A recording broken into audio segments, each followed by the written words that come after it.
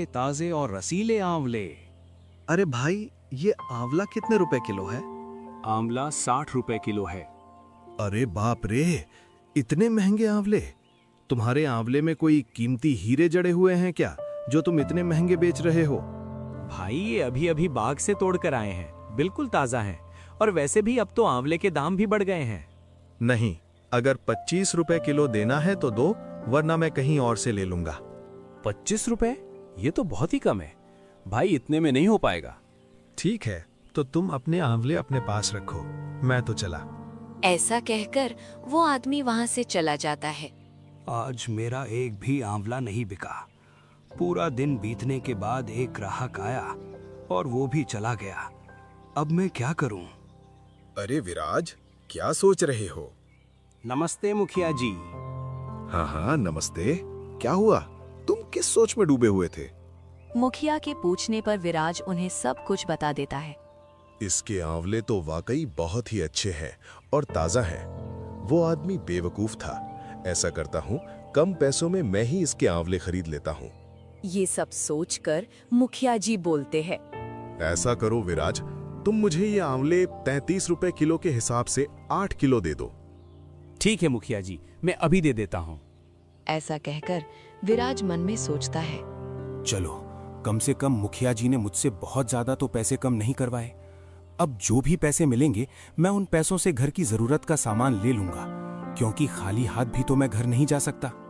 बेवकूफ आदमी, इन लोगों से प्यार के दो मीठे बोल क्या बोल दो, ये लोग अपना सब कुछ न्यौछावर कर देते हैं। फिर मुखिया जी आंवले लेकर वहां से चले जाते हैं और विराज भी अपना सामान समेटकर अपने घर की ओर निकल जाता है। अजी सुनते हो? अच्छा किया जो आप जल्दी आ गए। क्या हुआ मीरा, तुम इतनी परेशान क्यों हो रही हो? माँ की तबीयत बहुत खराब हो गई है, उन्हें बहुत तेज बुखार है। मीरा, तुम ये क्या कह रही हो? रुको, मैं अभी वैद्यराज जी को लेकर आता हूँ। फिर विराज वैद्यराज जी के पास चला जाता है। तभी रास्ते में बहुत तेज बारिश होने लगती है, लेकिन तब भी विराज अपनी माँ को बचाने के लिए जैसे तैसे करके वैद्यराज जी के पास पहुँच जाता है और उन्हें सारी बात बता देता है और वैद्यराज जी को अपने घर ले आता है। विराज, तुम्हारी माँ को बहुत तेज बुखार है। ये सिर्फ एक दवा से ही ठीक हो पाएगी, मगर वो दवा बहुत महंगी है। उसमें जिन जड़ी बूटियों का प्रयोग किया गया है वो आसानी से नहीं मिलती। वैद्यराज जी, आप पैसों की चिंता मत कीजिए, बस आप मेरी माँ को ठीक कर दीजिए। फिर वैद्यराज जी माँ को दवाई दे देते हैं और अपने घर चले जाते हैं। सुनते हो जी, आपके पास इतने सारे पैसे कहाँ से आए? आज मुखिया जी ने मुझसे काफी ज्यादा आंवले खरीद लिए थे, ये पैसे वहीं से आए थे। इसका मतलब सारे पैसे माँ की दवाइयों पर लग गए। हाँ मीरा, अब मेरे पास कुछ भी नहीं है। फिर ऐसे ही कुछ दिन बीत जाते हैं और विराज की माँ ठीक हो जाती है और उधर विराज के आंवले की बिक्री दिन ब दिन कम होती जा रही थी। वो रोजाना केवल 30 या 40 रुपए ही कमा पाता था। तो फिर एक दिन मीरा बोलती है, अजी सुनते हो, आज तो घर में कुछ भी खाने को नहीं है। तुम चिंता मत करो मीरा, मैं कुछ इंतजाम करता हूँ। बस भगवान आज अपनी कृपा दें और मेरे सारे आंवले बिक जाएं। ठीक है मीरा, मैं आंवले बेचने चलता हूँ। इतना कहकर विराज अपनी आंवले की टोकरी लेकर गांव में चला जाता है। आंवला ले लो, ताजा और रसीला आंवला। इस तरह विराज पूरे गांव में आंवले बेचता है, लेकिन शाम होने तक उसका एक भी आंवला नहीं बिकता। तो वो थक हार कर एक पेड़ के नीचे बैठ जाता है और मन में सोचने लगता है, सुबह से शाम हो गई, लेकिन अभी तक मेरा एक भी आंवला नहीं बिका। अब तो ये आंवले भी सड़ने लगे हैं। अब मैं क्या करूं?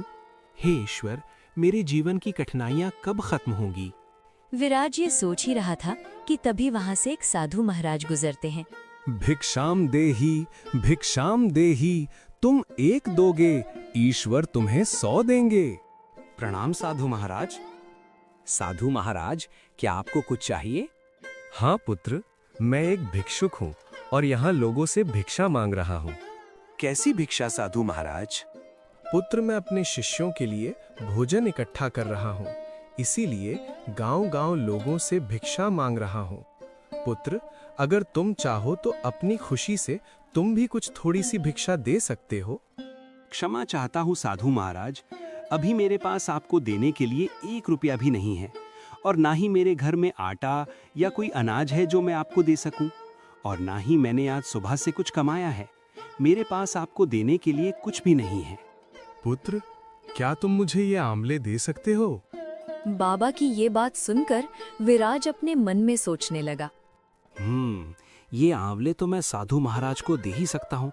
वैसे भी शाम हो गई है और इनके बिकने की उम्मीद भी नहीं है। वैसे भी ये खराब हो जाएंगे, इससे अच्छा है कि किसी के पेट में चले जाएं तो ज्यादा अच्छा होगा। जी साधु महाराज, आप ये आंवले ले जाइए। विराज की बात मानकर साधु महाराज टोकरी से थोड़े से आंवले उठा लेते हैं। ये क्या साधु महाराज, आप इतने कम आंवले क्यों लेकर जा रहे हैं? आप सारे आंवले ले जाइए। पुत्र, अगर मैंने तुम्हारे सारे आंवले ले लिए तो तुम क्या बेचोगे? कोई बात नहीं साधु महाराज, मैं कल दोबारा आंवले तोड़कर बेच दूंगा। आप इन्हें ले जाइए। पुत्र, मैं इतनी बड़ी टोकरी कैसे लेकर जाऊंगा? साधु महाराज, आप मुझे बताइए आपको कहाँ जाना है, मैं इन्हें वहीं पहुंचा देता हूँ। ठीक है पुत्र, चलो तुम मेरे साथ। इतना कहकर साधु महाराज विराज को लेकर जंगल की ओर चले जाते हैं। कुछ देर चलने के बाद वो उनकी कुटिया में पहुंच जाते हैं। धन्यवाद पुत्र। अरे साधु महाराज, धन्यवाद की कोई बात नहीं है, ये तो मेरा फर्ज था। मेरा आशीर्वाद तुम्हारे साथ है, तुम सदैव खुश रहो। अगर आप बुरा ना माने तो मैं आपसे एक बात पूछ सकता हूँ?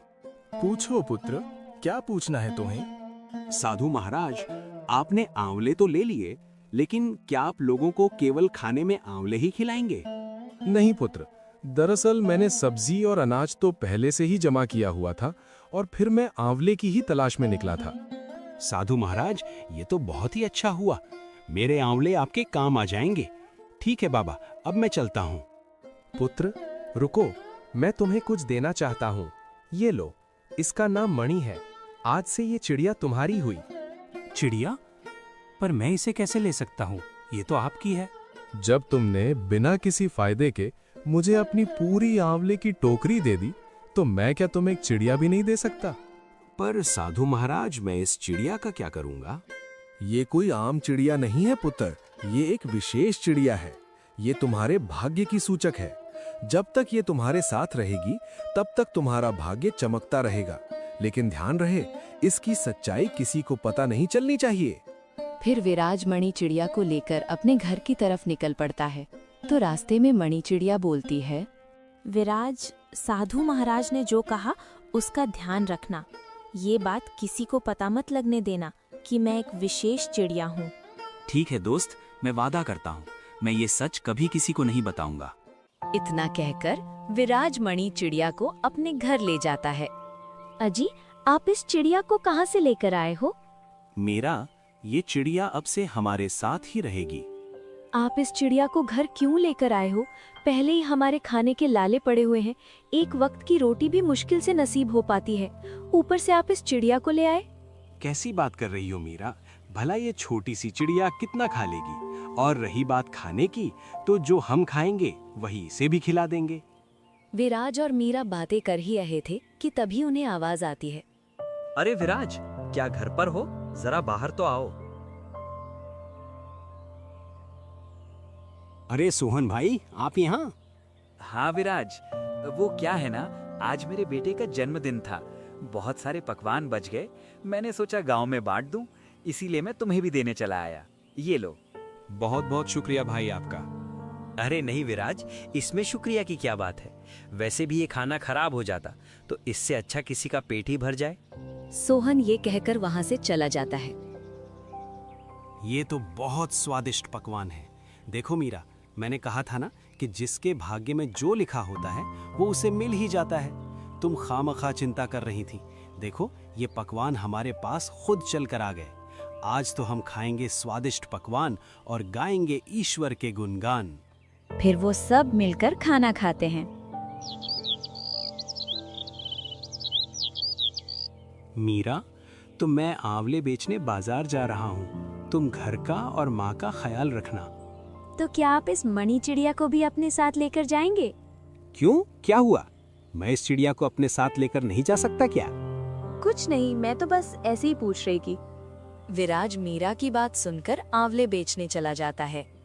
आंवला ले लो, ताजे ताजे और रसीले आंवले। विराज, तुम्हारे आंवले तो बहुत अच्छे दिख रहे हैं। क्या भाव दे रहे हो? भाई आंवला 60 रुपए किलो है। अच्छा, एक काम करो, मुझे 5 किलो आंवले दे दो। वो आदमी बिना पैसे कम कराए विराज के सारे आंवले खरीद कर चला जाता है। वो देखते ही देखते विराज के सारे आंवले बिक जाते हैं। अरे वाह, आज तो मेरे सारे आंवले अच्छे दामों में बिक गए। अब मैं इन पैसों से माँ और मीरा के लिए अच्छे कपड़े और पकवान लेकर जाऊंगा। फिर विराज सब सामान लेकर अपने घर चला जाता है। अजी, ये सब